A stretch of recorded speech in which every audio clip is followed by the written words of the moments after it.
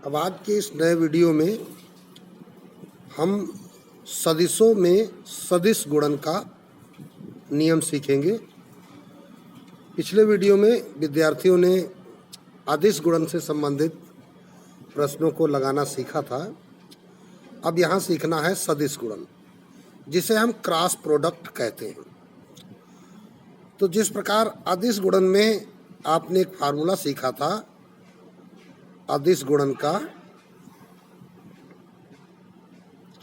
जिसे आप बिंदु गुणन भी कहते थे, वेक्टर ए डॉट बी बराबर ए बी कॉस थीटा। इसी प्रकार सदिश गुणन में हम कहेंगे ए क्रॉस बी बराबर ए बी साइन थीटा, और इसमें इंटू एन कैप और लगाया जाता है। इस ए और बी को अगर हम मॉड के रूप में लिखना चाहें तो इसे mod of vector A into mod of vector B sine theta into N cap कहते हैं। अब प्रश्न उठता है कि एन कैप क्या है। तो यहाँ पर इस एन कैप को कुछ इस प्रकार समझा जा सकता है कि ये जो एन कैप होता है ये हमको सदिश की दिशा बताता है ना।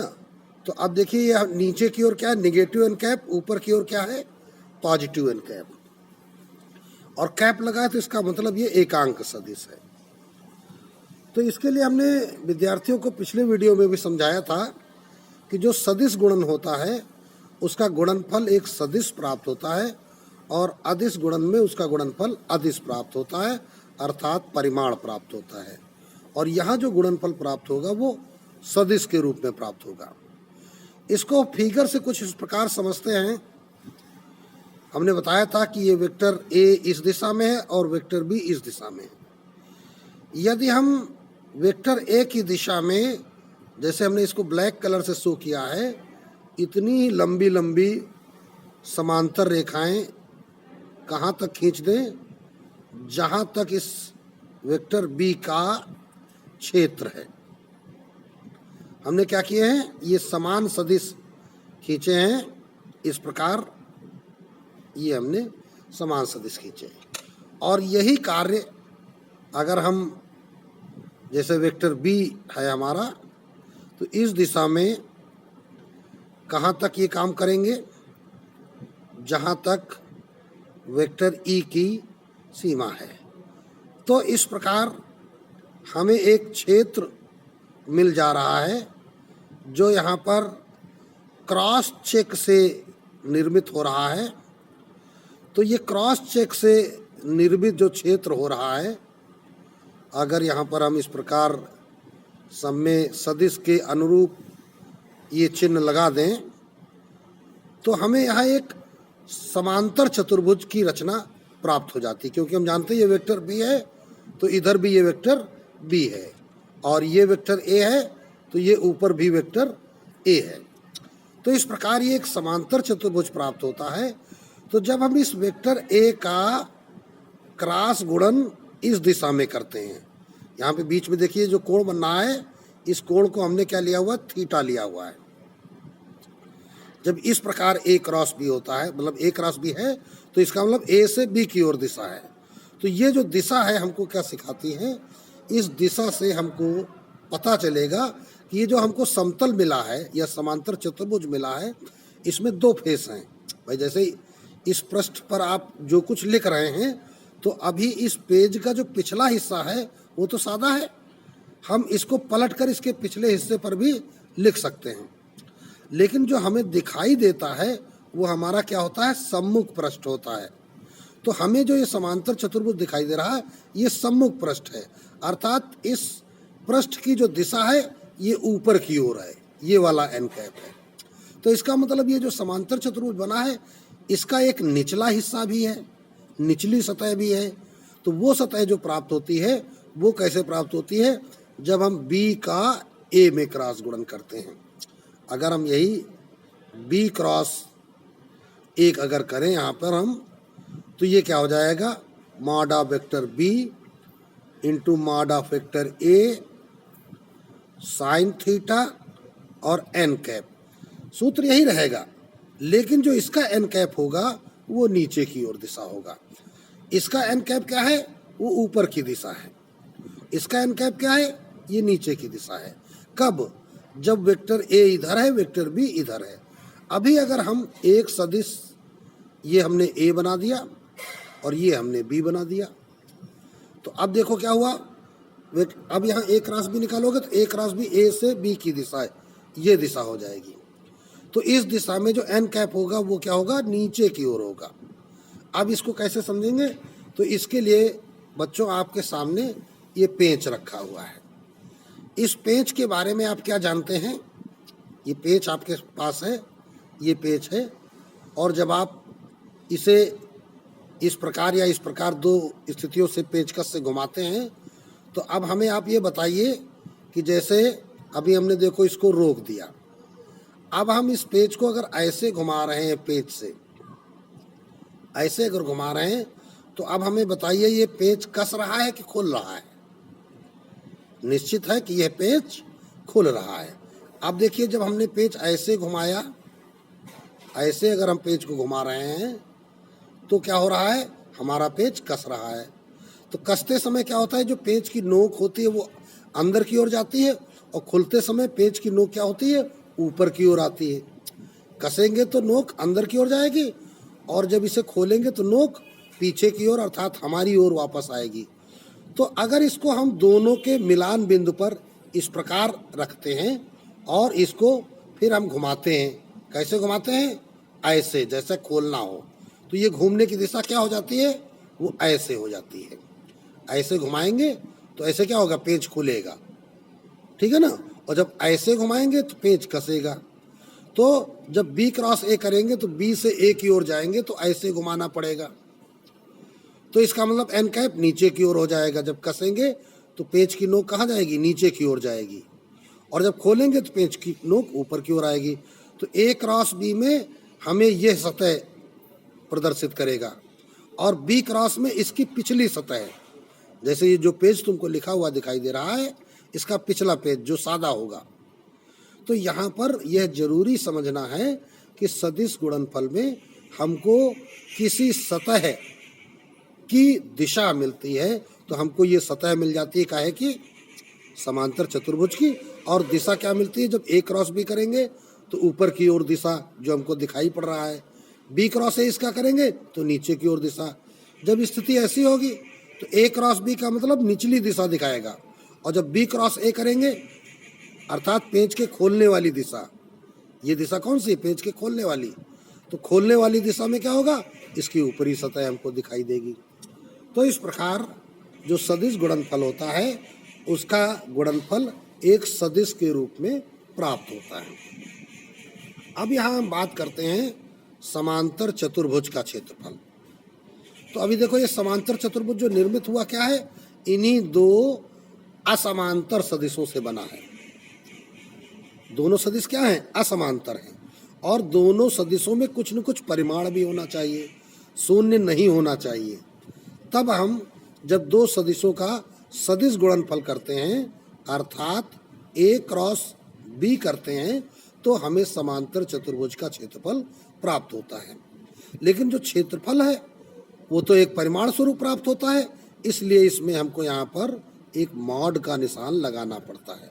तो इस प्रकार समांतर चतुर्भुज का क्षेत्रफल हो जाता है mod of A cross B. अब बात आती है कि त्रिभुज का क्षेत्रफल, अगर इन बिंदुओं के नाम हम कुछ इस प्रकार रखें, ये नाम ओ रखा, ये नाम ए रखा, ये नाम बी रखा, ये नाम सी रखा, तो समांतर चतुर्भुज क्या हो गया, ओ ए सी बी। और अगर ए को बी से मिला देते हैं तो देखिए ये क्या बन गया, ओ ए बी एक त्रिभुज बन गया। त्रिभुज कौन सा बन गया, त्रिभुज ओ ए बी। अब इस ओ ए त्रिभुज को बी के बारे में क्या जानते हैं कि समांतर चतुर्भुज का विकर्ण उसे दो समान क्षेत्रफल वाले त्रिभुजों में बांटता है, अर्थात इन दोनों त्रिभुजों के क्षेत्रफल क्या होंगे, बराबर होंगे। तो इसका मतलब जो त्रिभुज ओ ए बी है इसका क्षेत्रफल समांतर चतुर्भुज के क्षेत्रफल का आधा होगा।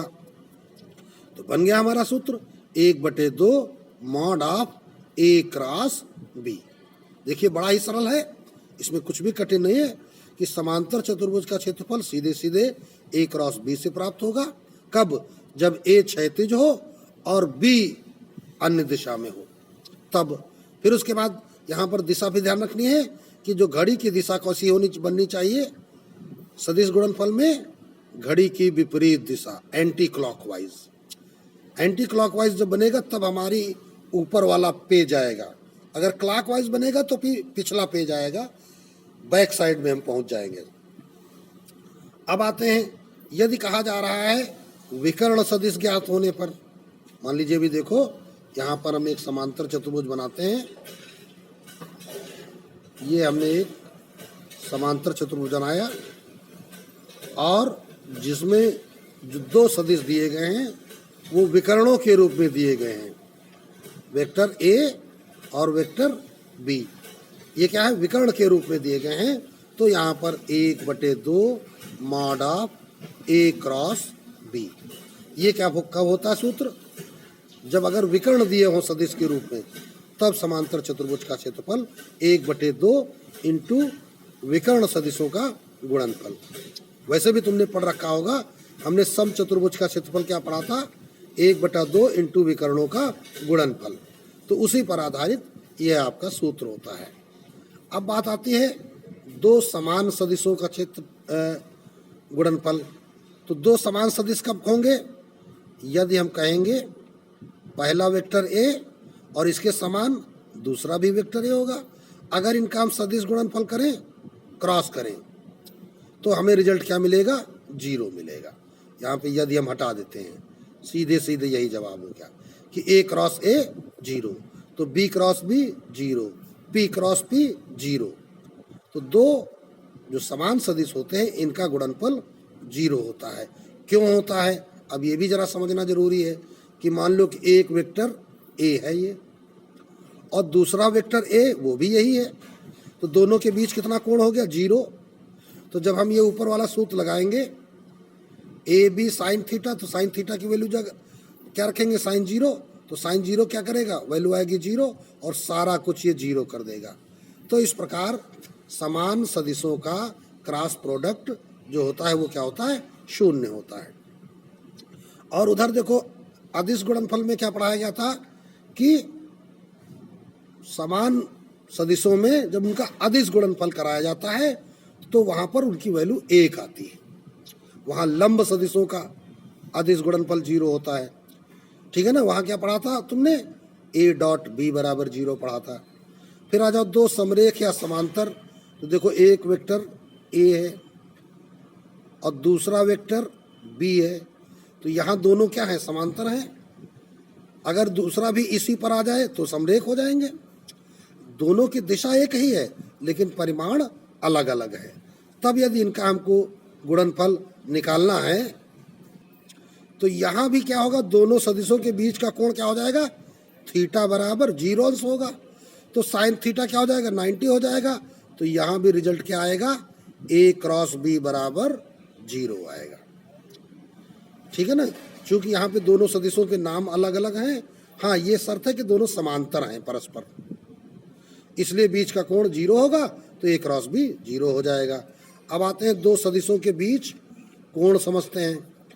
तो चूंकि हम जानते हैं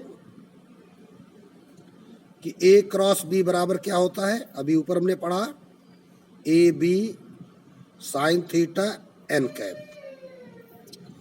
तो यहाँ पर अगर हम साइन थीटा निकालना चाहें तो साइन थीटा बराबर क्या हो जाएगा? A cross B upon A B, या फिर इसको ऐसे भी कह सकते हैं A cross B upon mod of vector A और मॉड ऑफ वेक्टर बी। तो ऐसे भी आप इसको कह सकते हैं। तो इस प्रकार ये क्या आ गया आपका? दो सदिशों के बीच के कोण को निकालने के लिए ये हम प्रयोग करते हैं, है ना? इसको ऐसे भी कह सकते हैं, अगर थीटा बराबर लिखना हो तो थीटा बराबर क्या हो जाएगा? साइन इनवर्स और ब्रैकेट में वेक्टर ए क्रॉस बी, और इसका क्या कर लेना है? मॉड कर लेना, क्योंकि साइन की वैल्यू क्या होती है, मॉड के रूप में प्राप्त होती है।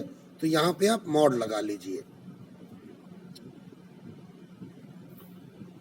Upon mod of vector A mod of vector B. तो ये वैल्यू आपकी प्राप्त हो जाती है। अब देखते हैं दो सदिशों पर लंब सदिश। तो अब देखिए एक सदिश हमारे पास ये वेक्टर ए है और दूसरा सदिश हमारे पास ये वेक्टर बी है। अब इन दोनों सदिशों पे लंब क्या होगा, इन दोनों सदिशों पे लंब, आप देखो ये हम पेन की नोक हमारी ध्यान से देखिए, ये सदिश लंब होगा, ये सदिश, जैसे कि अभी आपको बताया था एन कैप, ये ऊपर की ओर दिशा और ये नीचे की ओर दिशा। तो ऊपर की दिशा हम स्थायी कर देते हैं वेक्टर एन की दिशा। तो इसमें जो वेक्टर एन होता है वही लंब है। ये लंब क्या है, वे ए पर भी लंब है और बी पर भी लंब है। तो यहाँ पर हम कह सकते हैं एन कैप जो होगा वेक्टर ए पर भी लंब है और ये एन कैप जो होता है वेक्टर बी पर भी लंब है। तो अब यहाँ पर ये जो एन कैप होगा वो ए क्रॉस बी के समांतर हो जाएगा। एन कैप क्या हो जाएगा, समांतर हो जाएगा, काहे के, ए क्रॉस बी के। तो इसका मतलब है कि अगर दो सदिशों पर आपको लंब सदिश निकालना है, दो सदिशों पर लंब सदिश निकालना है, तो आप फिर ए क्रॉस बी निकाल लीजिए और वही आपका क्या हो जाएगा, उस पर लंब सदिश बन जाएगा। या इसको ऐसे आप कह सकते हो कि जो ए क्रॉस बी आप निकालते हो तो अब उधर क्या होता है, ये ए बी होता है, ए बी साइन थीटा। तो अब यहाँ पे हम लिख लेंगे mod of A cross B, परिमाण निकल आएगा और इनटू उसकी दिशा क्या होगी, एन कैप होगी। तो अब यही एन कैप तुमको निकालना है। तो एन कैप बराबर A cross B upon mod of A cross B. तो ये आपकी एन कैप निकल आता है। ये क्या है, दो सदिशों पर लंब सदिश का ये एकांक सदिश है। ये अभी जो निकल के आया है ये क्या निकल के आया, एकांक सदिश। और अगर पूरा सदिश निकालने को कहा जाए तो वेक्टर एन निकालने को कहा जाएगा। तो वेक्टर एन बराबर क्या हो जाएगा, एन कैप बराबर vector N upon mod of N होता है। तो ये हो जाएगा एन इंटू एन कैप।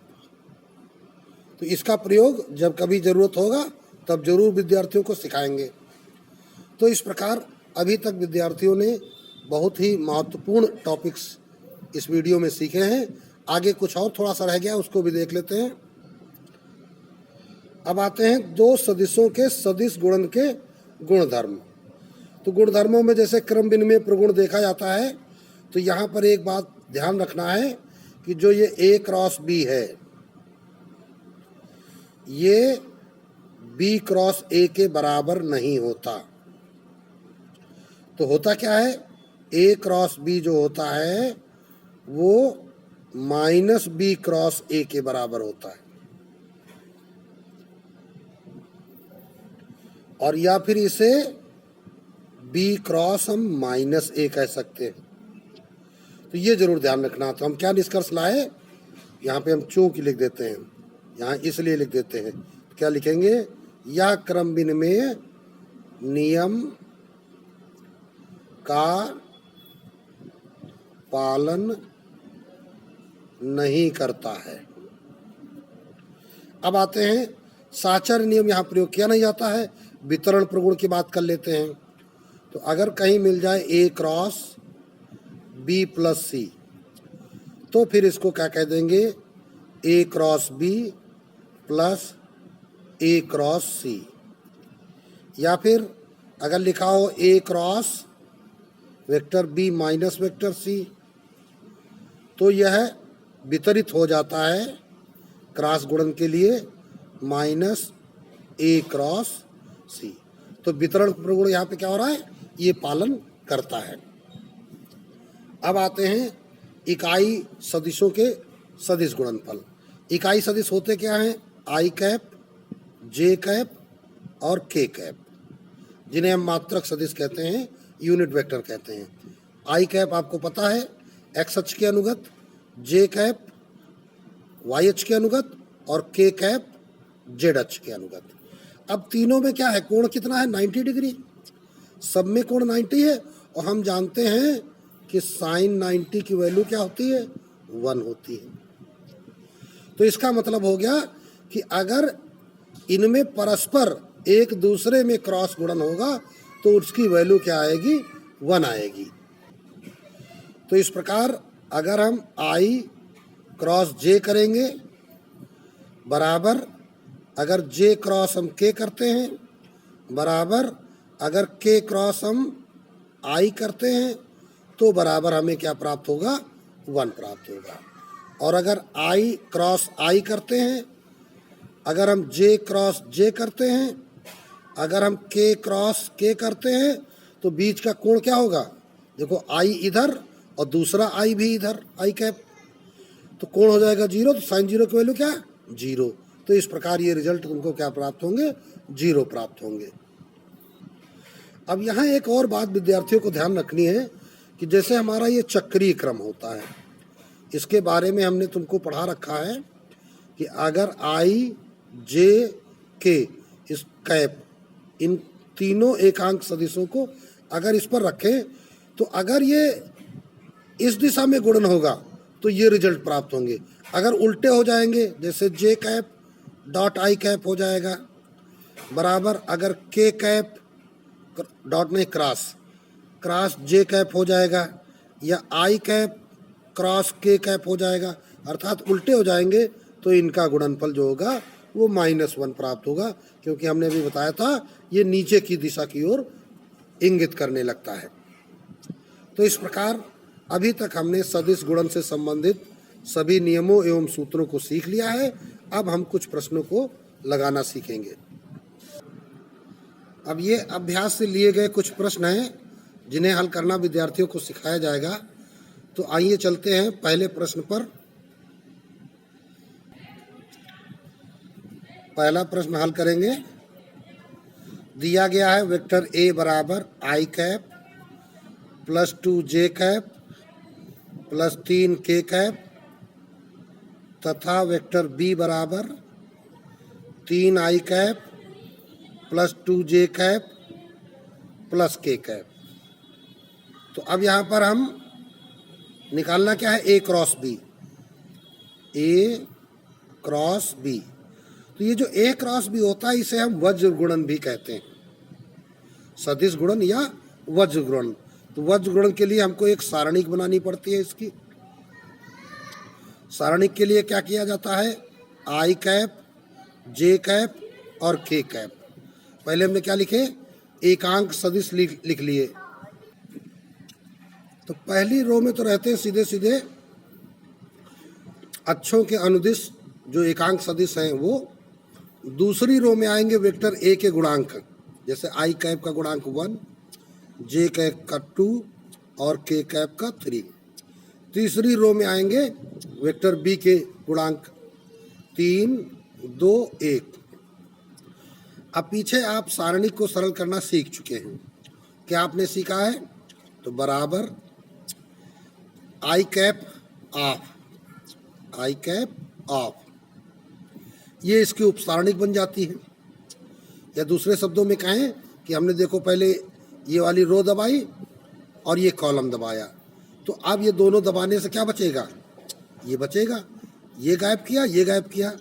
तो यहाँ पे क्या होता है, वज्र गुणन, अर्थात पहले इसमें गुणन और फिर माइनस लगा के इसमें गुणन।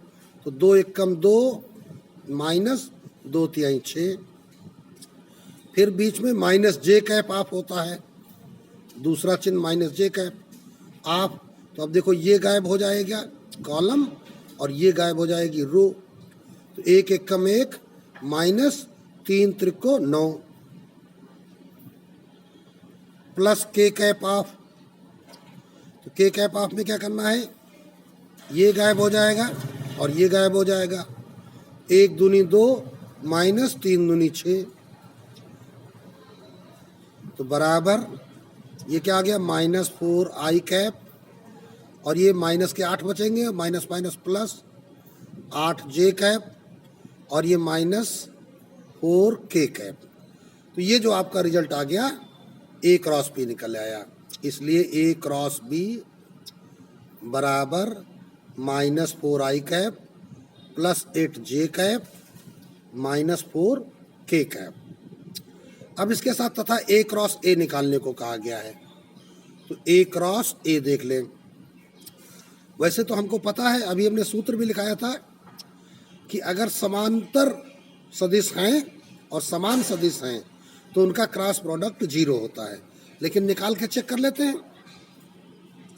तो करना क्या है, आई कैप जे कैप के कैप, वेक्टर ए के गुणांक 1 2 3, पुनः फिर वेक्टर ए के गुणांक, क्योंकि ए का ए से क्रॉस कराना है, 1 2 3। तो देखिए बराबर क्या हो जाएगा, i cap of 2/3 6 minus 2/3 6, 6 minus 6, minus j cap of, j cap में ये गायब हो जाएगा, 1/3 3 minus 1/3 3, 3 minus 3, plus k cap of, ये गायब हो जाएगा, 1 दूनी 2 माइनस 1 दूनी 2, तो 2 माइनस 2। फिर उसके बाद क्या हो गया, ये 0 आई कैप प्लस 0 जे कैप प्लस 0 के कैप। तो इसका मतलब क्या हो गया, ये 0 आ गया। तो इसलिए हम क्या कह सकते हैं कि ए क्रॉस ए बराबर 0। हालांकि हमें निकालने की आवश्यकता नहीं थी, या हम यहाँ ऐसा भी लिख सकते थे कि हमने सारणिक के 2 रो एक जैसी पाई हैं। तो ये गुण सारणिक में भी पढ़ाया गया था तुमको। यदि किसी सारणिक की 2 रो या 2 कॉलम एक जैसे हों तो फिर उस सारणिक का मान 0 होता है। तो ये पहला क्वेश्चन आपका सरल हो गया। अब देखते हैं दूसरा क्वेश्चन। दिया गया है वेक्टर ए बराबर 2 I cap minus 3 J cap minus K cap तथा वेक्टर बी बराबर आई cap plus 4 J cap minus 2 K cap. तो निकालना क्या है, एक तो निकालना बी क्रॉस ए निकालना है और दूसरा vector A plus vector B और vector A minus vector B का क्रॉस निकालना है। तो ये वैल्यूज हम निकाल के रख लेते हैं। इसलिए vector A plus vector B बराबर, तो दोनों को जोड़ना है, तो 2 I cap minus 3 J cap minus K cap plus I cap plus 4 J cap minus 2 K cap. देखो 2 आई और 1 I 3 I cap minus 3 J plus 4 J plus 1 J cap, minus 1 K minus 2 के तो minus 3 के cap. अब निकाल लेते हैं vector A minus vector B. तो 2 I cap minus 3 J cap minus K cap. अब इसको घटना है तो इसके सारे चिन्ह बदल जाएंगे, माइनस आई cap minus 4 J cap plus 2 K cap. तो 2 आई कैप से आई कैप घटाएंगे तो 1 आई कैप, 3 जे कैप और 4 जे कैप दोनों ही माइनस के हैं तो माइनस 7 जे cap, minus K cap plus 2 K cap तो प्लस 1 के कैप। तो ये सारी वैल्यूज हमने निकाल ली। अब सीधे सीधे आ जाते हैं, पहले निकालते हैं वेक्टर बी क्रॉस ए। तो वेक्टर बी क्रॉस ए जब आप निकालेंगे तो क्या लिखेंगे, आई कैप जे कैप के कैप। तो पहले बी सदिश के गुणांक लिखिए 1 4 माइनस 2, फिर ए वेक्टर के लिखिए 2 माइनस 3 माइनस 1 माइनस 1। तो इस प्रकार बराबर आई कैप ऑफ 4 एकम 4 माइनस के माइनस सूत्र वाला, और ये माइनस माइनस प्लस 3 दूनी 6, फिर माइनस जे कैप सूत्र वाला, तो जे कैप में ये गायब हो जाएगा, 1 एकम 1 माइनस का और माइनस सूत्र का, और ये 2 दूनी 4 माइनस के तो माइनस माइनस प्लस हो जाएंगे, 4 प्लस के कैप ऑफ, ये गायब हो जाएगा, 3 एकम 3 माइनस का माइनस सूत्र का, 4 दूनी 8, ये हो गया।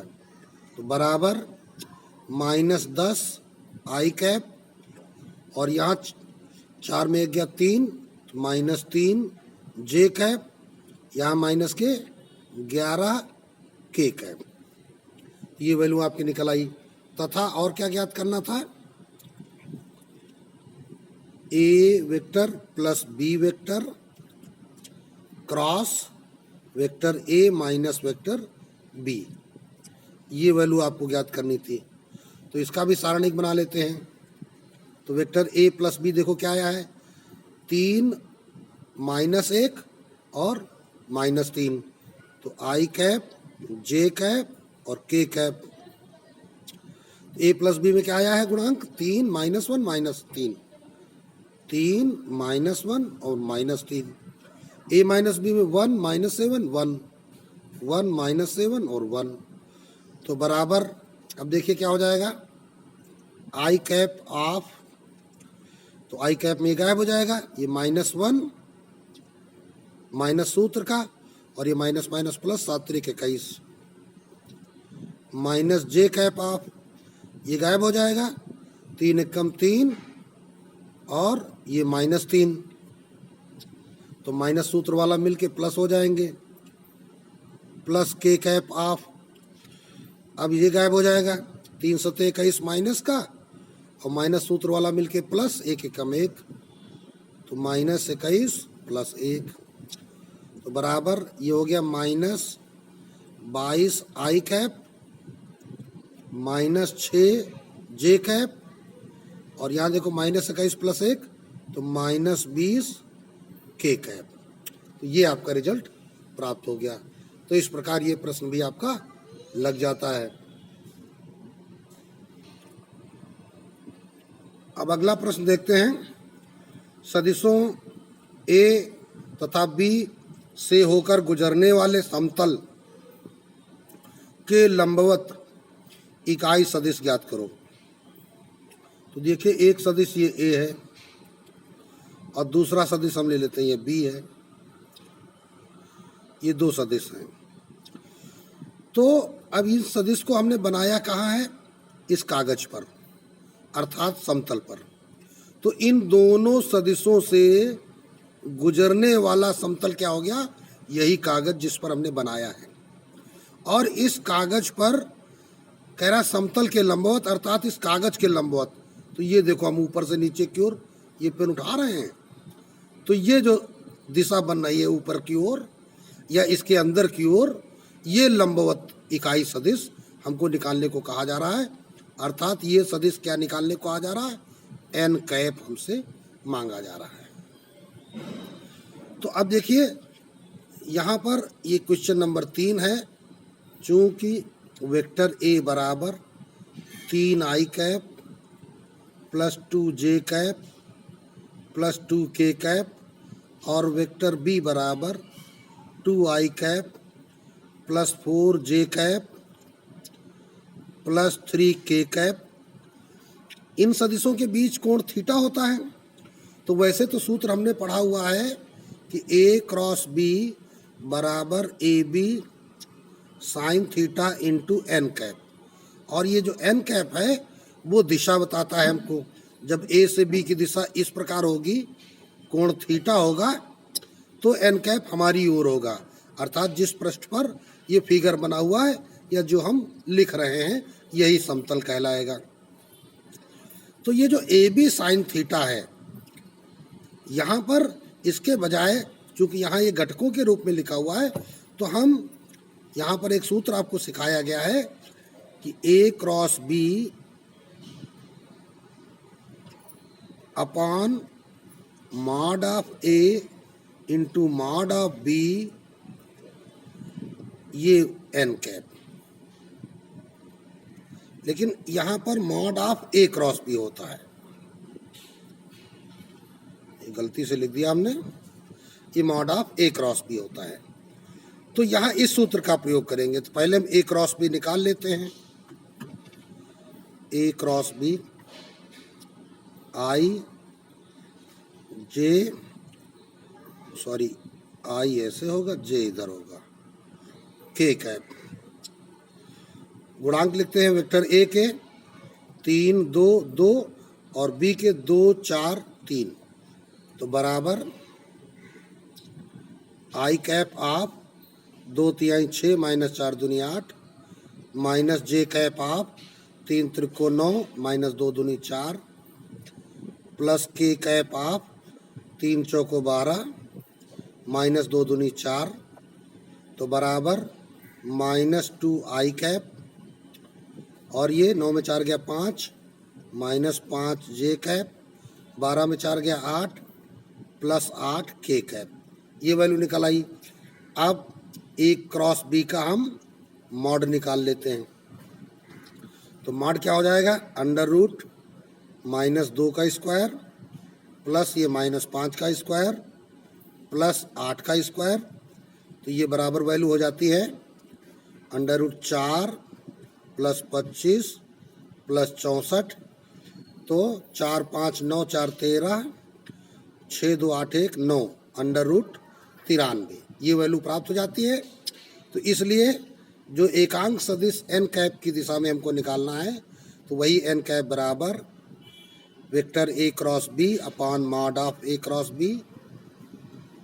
तो बराबर ए क्रॉस बी क्या आया है, minus 2 I cap minus 5 J cap plus 8 K cap upon under root 93। तो यही वैल्यू आपकी प्राप्त हो जाती है और यही एकांक सदिश आपको ज्ञात करना था। अतः आज के इस वीडियो में बस इतना ही। शेष प्रश्नों को अगले वीडियो में विद्यार्थियों को सिखाया जाएगा।